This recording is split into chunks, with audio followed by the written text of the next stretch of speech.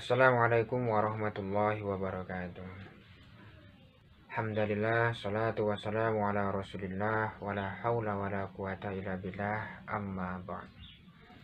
Sahabat-sahabat sekalian dimanapun berada, syukurillah pada kesempatan kali ini kita masih diberikan nikmat sehat, nikmat iman, sehingga kita bisa bermuajah kembali, bertatap muka kembali, walaupun dalam dunia online ya. Pada kesempatan kali ini kita akan mengkaji hadis yang kedua dari kitab hadis Arba'in Nawawi, yaitu tentang iman ihsan.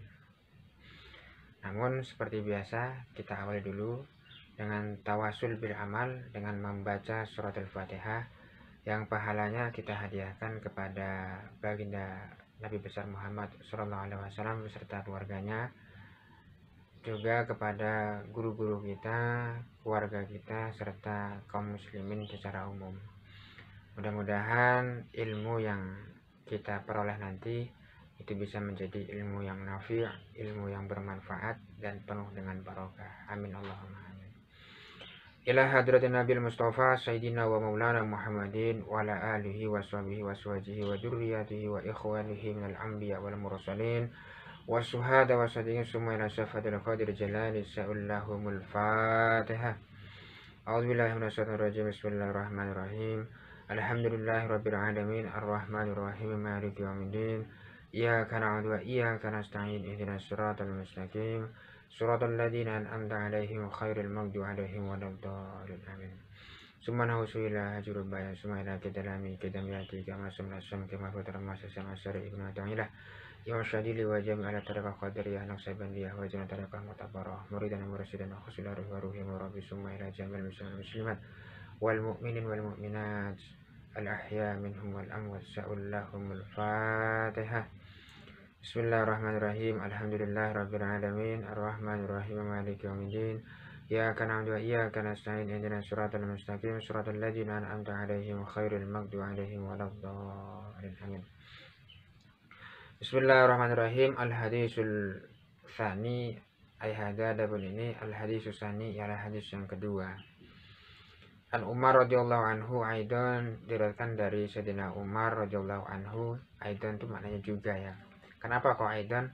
Karena di hadis yang pertama riwayat hadisnya juga dari Sayyidina Umar. Hadis yang kedua ini juga diriwayatkan oleh Sayyidina Umar.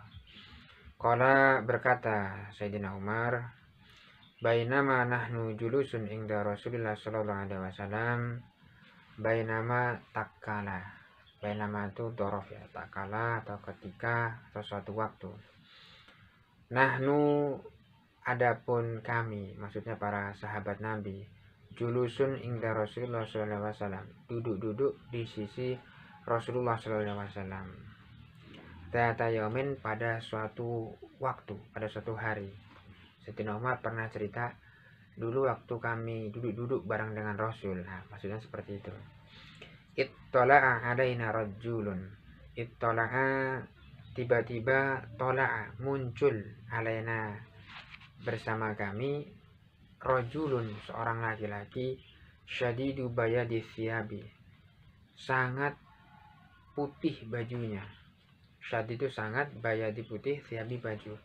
Laki-laki yang berbaju sangat putih gitu, bersih ya, gak kena debu tuh, saking putihnya. Syadidu sawadi sya'ri, sangat hitam rambutnya. Syadidu sangat, sawadi hitam, sya'ri rambut. La yura alaihi asaru safar, la yura tak dilihat alaihi atas orang tersebut asaru safar, bekas-bekas melakukan perjalanan jauh. Kalau orang yang gak dikenal datang ke kita, biasanya kan dari orang jauh terlihatlah. Kalau orang habis dari jauh tuh wajahnya, pakaiannya ada.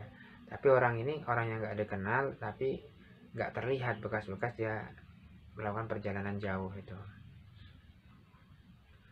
Wala ya'rifuhu minna ahadun, wala ya'rifu, dan tidak mengenal hu kepada laki-laki tersebut, minna di antara kami, ahadun seorang pun. Tak ada seorang pun di antara sahabat Nabi yang kenal sama orang tersebut. Padahal orang tersebut nggak kelihatan habis pergi jauh. Bajunya sangat putih, rambutnya sangat hitam.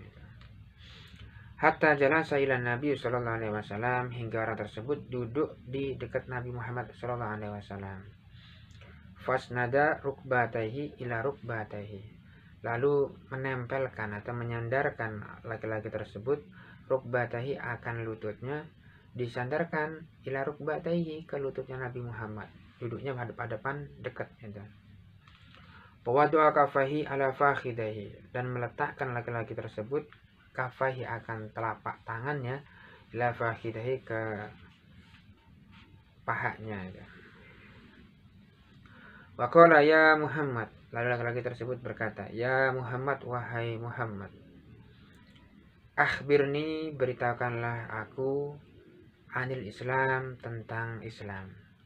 Jadi ada laki-laki tak terkenal tahu-tahu datang menghadap Nabi, kemudian bertanya, ya Muhammad, akhbirni, beritahukanlah aku, anil Islam, tentang Islam itu.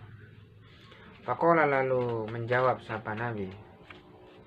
Lalu menjawab Rasulullah SAW, sapa Rasulullah SAW, al-Islamu, adapun Islam, ini kata Nabi, al-Islamu, adapun Islam, ang tashhada alla ilaha illallah wa anna Muhammadar Rasulullah. Ang tashhada, hendaklah bersahadat engkau, alla ilaha illallah, bahwasanya tidak Tuhan selain Allah, wa anna Muhammadan Rasulullah, dan sesungguhnya Nabi Muhammad adalah utusan Allah. Ini syarat yang pertama. Islam itu adalah bersaksi tiada Tuhan selain Allah dan Nabi Muhammad adalah utusan Allah. Wa tuqimas sholata, wa tuqima, dan melaksanakan engkau as-sholata, akan sholat, artinya mendirikan sholat. Wa tu'tiyaz zakata, dan membayarkan zakat. Wa tasuma ramadana, dan berpuasa engkau ar-ramadana, akan bulan Ramadan. Jadi berpuasa bulan Ramadan. Wa tahujjal baita, dan berhaji ke Ka'bah, ya, ke Mekah maksudnya. Ini statoa, apabila mampu engkau ilahi kepada bait, sabilan, mampu apanya, jalannya. Artinya kalau mampu untuk melakukan perjalanan ke sana, cukup akomodasinya. Ini Nabi menjawab, ya. Jadi ketika ada orang tanya apa Islam itu, kata Nabi, Islam adalah bersyahadat tiada Tuhan selain Allah, Nabi Muhammad adalah utusan Allah. Yang kedua melakukan sholat, ya, mendirikan sholat, kemudian selanjutnya membayar zakat, berpuasa Ramadan, dan berhaji ke Baitullah apabila mampu. Ini yang kita kenal dengan rukun Islam. Rukun Islam ada 5 itu. Kalau orang mengaku Islam dan Islamnya betul, maka 5-5-nya harus dipraktekkan dan dijalankan itu. Qala, lalu menjawab laki-laki yang bertanya tadi, sodakta, engkau benar ya Rasulullah. Fa'ajibna lahu yas'alahu wa yusaddiquhu. Fa'ajibna, lalu kami terheran-heran, lahu, terhadap orang tersebut, yas'alahu wa yusaddiquhu, dia bertanya tapi dia juga yang membenarkan. Jadi para sahabat itu agak terheran-heran. Ada orang bertanya-tanya, tahu-tahu udah dijawab, dibetulin pertanyaan jawabannya itu. Biasanya orang bertanya kan mencari tahu itu. Qala, lalu berkata pula orang tersebut, fa'akhbirni anil iman. Fa'akhbirni, beritahukanlah olehmu ni kepadaku, anil iman, tentang iman. Qala, lalu menjawab Rasulullah SAW, ang tu'mina billahi, ang tu'mina, hendaklah beriman siapa engkau, billahi, kepada Allah, wa malaikatihi, kepada malaikat Allah, wa kutubihi, dan kepada kitab-kitabnya Allah, wa rasulihi, dan kepada utusannya Allah, wal yaumil akhiri, dan kepada hari akhir atau hari kiamat nanti, wa tu'mina bil qadari khairihi wa syarrihi, wa tu'mina, dan engkau beriman, bil qadari, dengan ketetapan Allah, khairihi, yang baik, wa syarrihi, dan yang jelek. Iman kepada qada dan qadar pada bahasa kita. Ini yang kita kenal dengan istilah rukun iman.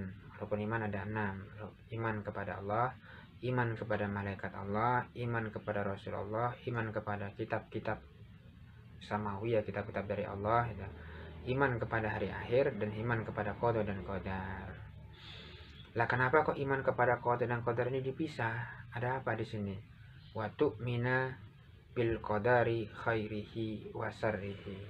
Ternyata para ulama menjelaskan di sini ada hikmah yang tersimpan. Orang-orang beriman biasanya kalau urusan yang 5 sebelumnya, iman kepada Allah, kepada malaikat, kepada Rasul, kepada kitab, kepada hari kiamat, itu menerima semua, tidak ada persoalan. Tetapi terkadang urusan qadar, takdir jelek, nah ini yang kadang-kadang masih belum bisa dilakukan 100%. Terkadang ketika seseorang tersebut tertimpa musibah, orang beriman tertimpa musibah, terkadang dia ngerusuloh. Ketika barangnya ada kecurian, ya kehilangan, dia ngerusuloh. Nah, bentuk ngerusuloh ini sebenarnya dia kurang bisa menerima ketetapan Allah. Ketetapan jelek maksudnya, ya syarrihinya ini. Artinya masih kurang ridho dengan keputusannya Allah itu. Ketika diganggu orang gitu, seringkali kita marah gitu. Padahal sebenarnya ketika orang lain itu menyakiti kita atau mengganggu kita, berarti orang tersebut sudah mendapatkan izin dari Allah untuk mengganggu kita. Ketetapan takdir buruk itu sudah digariskan untuk kita. Sehingga sebenarnya kita tidak perlu marah itu, kita perlu Rasulullah itu. Kenapa? Ini sudah takdir dari Allah Subhanahu wa taala. Hingga batin kita menjadi tenang, tentram itu. Namun kita masih juga kena taklif untuk berusaha, yaitu berusaha menghilangkan hal-hal yang tidak mengenakkan di dalam tubuh kita. Kita boleh misalkan mencari barang kita yang hilang gitu. Yang tidak boleh kita ngerusulonya gitu. Kita marah-marah gitu. Kalau seperti itu, kalau marah-marah, kalau ngerusuloh malah bukan barangnya ketemu, malah kita bisa kena darah tinggi nanti gitu. Jadi iman kepada takdir baik dan takdir buruk itu mutlak harus dilakukan oleh kaum muslimin. Tujuannya biar batinnya juga tenang, tentrem, gak ada masalah itu. Kalau usahanya taklif untuk berusaha itu tetap wajib dilakukan. Ketika seorang muslim terkena penyakit misalkan, maka batinnya dia harus tenang, harus meyakini bahwasanya ini sudah ketetapan dari Allah. Sehingga tidak murusuloh, tidak muring-muring, tidak marah-marah ketika dia kena penyakit tertentu. Akan tetapi secara syariatnya dia kena taklif untuk berusaha, yaitu mengobati sakitnya. Nanti ada nilai pahala tersendiri gitu. Pahala untuk berusaha mengobati penyakitnya. Nah, yang urusan yang seperti ini kadang-kadang kita terlewat ya, kadang-kadang, sehingga perlu pelatihan kembali gitu. Kemudian yang selanjutnya,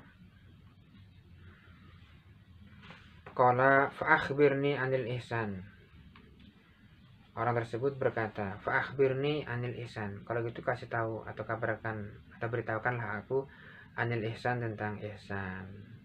Qala lalu Nabi bersabda, ang ta'budullah ka'annaka tarahu, fa ilam takun tarah fa innahu yarak. Ang ta'budullah, hendaklah engkau beribadah kepada Allah, ka'annaka tarahu, seolah-olah engkau melihat Allah. Fa ilam takun tarah, dan jikalau engkau tak mampu seolah-olah melihat Allah, fa innahu yarak, maka sesungguhnya Allah lah yang melihatmu. Ini kunci dari ihsan. Kata Nabi, kalau kita mau beribadah secara ihsan, ya beribadah kita merasa langsung melihat Allah. Kalau nggak bisa, ya sudah merasa dilihat oleh Allah. Ini kunci ihsan ya. Kemudian qala berkata orang atau laki-laki tersebut ya, fa akhbirni anisah, beritahukanlah kami anisah, tentang hari kiamat. Qala lalu Nabi bersabda, mal mas'ulu anha bi'alama minas sa'il. Tidaklah orang yang ditanya tentang hari kiamat ini lebih tahu ketimbang yang bertanya, kata Nabi. Artinya sama-sama gak tahu gitu. Qala lalu berkata laki-laki tersebut, fa akhbirni an amaratiha. Kalau gitu beritahukanlah aku an amaratiha, tanda-tandanya kiamat. Qala lalu bersabda sapa Nabi, ang talidal amatu rabbataha. Yang pertama kata Nabi, ang talidal amatu, melahirkan, budak perempuan melahirkan amataha, kepada tuannya. Wa ang taral khuffatul uratul alatu i'asya yatatawwaluna fil bunyan. Lalu engkau akan melihat orang yang bertelanjang kaki yang alah ya, pengembala bahasanya itu bisa berlomba-lomba meninggikan bangunan itu. Kalau kita lihat sekarang ya, ini udah mulai terbukti di Timur Tengah sana, di Dubai gitu. Dulu itu tandusnya luar biasa. Orang di sana itu mengandalkan hidup untuk dengan dengan beternak domba, mengembala unta, compang-camping lah di sana dulu itu. Tapi sekarang berlomba-lomba bangun bangunan yang luar biasa tinggi. Ini sudah terbukti hadis Nabi ini. Salah satu tanda kiamat sudah terlihat itu. Bisa kita lihat di daerah Emirat Arab sana, Dubai itu ya. Yang dulunya orang primitif sekarang berubah menjadi bangunan-bangunan yang luar biasa menjulang tinggi sekali. Suman talako, kemudian pergi laki-laki tersebut. Falabistu malian. Sumang talako, kemudian pergi laki-laki tersebut. Falabistu, lalu diam sapa aku malian sebentar. Maksudnya si Umar habis orang pergi dia diam sebentar. Sumakola, kemudian Nabi berkata, ya Umar, wahai Umar, atadri manis sa'il, wahai Umar, apakah engkau tahu siapa orang yang bertanya tadi? Kultu, lalu menjawab siapa aku, maksudnya Sayyidina Umar ya, Allah wa rasuluhu a'lam, Allah dan Rasulnya yang lebih tahu. Kalau lalu bersabda sahabat Nabi, fa innahu jibrilu atakum yu'allimukum dinakum. Tadi yang datang itu malaikat Jibril, atakum mendatangi kamu sekalian, tujuannya yu'allimukum dinakum, untuk mengajarkan kamu sekalian dinakum, akan agama kamu sekalian. Rawahu Muslim. Hadis ini riwayat Imam Muslim. Jadi hadis ini hadis yang berisi tentang pokok-pokok ajaran Islam ya, keimanan, keislaman, dan ihsan. Rukun iman, rukun Islam, dan ihsan. Siapa yang bisa mengamalkan ini, maka akan menjadi paripurna agamanya. Al-hadisus salis, wallahu a'lam. Al-Fatihah. Bismillahirrahmanirrahim. Alhamdulillahirabbil alamin. Arrahmanirrahim. Maliki yaumiddin. Iyyaka na'budu wa iyyaka nasta'in. Shiratal ladzina an'amta 'alaihim ghairil maghdubi 'alaihim waladdallin. Amin.